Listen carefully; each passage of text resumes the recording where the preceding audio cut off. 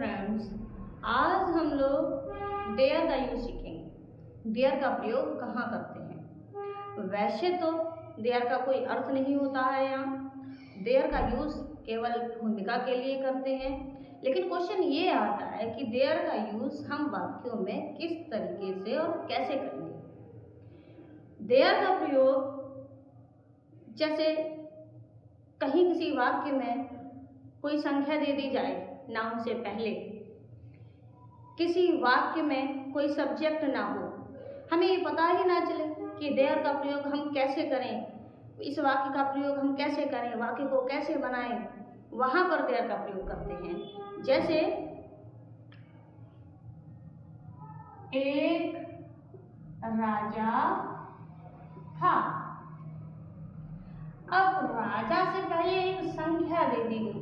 क्या दे दी गई है? संख्या। तो अब यहाँ हम कैसे वाक्य की स्टार्टिंग करें, वाक्य को कैसे बनाएं? तो ऐसे वाक्यों को हम देयर से शुरू करेंगे।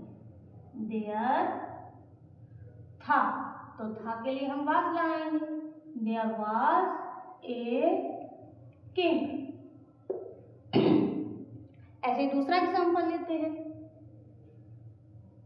50 रुपए हैं। रुपयों से पहले फिर संख्या दे दी है, तो फिर हम देयर से ही यूज करेंगे। देयर। अब 50 रुपए ज्यादा हैं, यानी बहुवचन बन रहा है, तो यहाँ पर हम हैं की आर लगाएंगे। देयर आर 50 की 50 रुपीज। ऐसे नेक्स्ट एग्जाम्पल ले रहे हैं।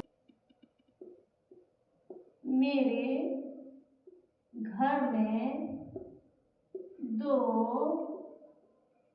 कमरे हैं। फिर कमरों से पहले संख्याएं दे दी गई हैं, तो हम ऐसे वाक्य की स्टार्टिंग कहाँ से करेंगे? तो ये छिपा लो, ये है ही नहीं, 2 कमरे हैं, तो कैसे बनाएंगे? There are 2 rooms. कहाँ है? मेरे घर में। In my home. Next example ले रहे हैं। जंगल में एक शेर था। जंगल में, इसकी स्पेलिंग, इसका ट्रांसलेट हम बाद में बनाएंगे, पहले इसका बनाएंगे। एक शेर था, पहले इस वाक्य की शुरुआत करेंगे। तो देयर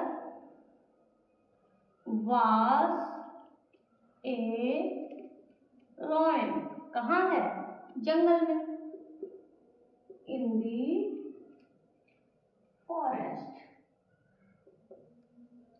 नेक्स्ट हम कैसे बनाएंगे?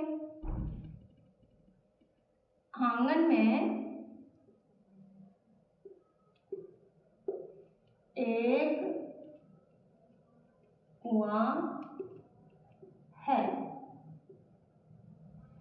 ये आप लोग करके बताएंगे इसका ट्रांसलेट कैसे होगा। और कुछ अगर पूछना है तो आप कमेंट के थ्रू हमसे पूछ सकते हैं।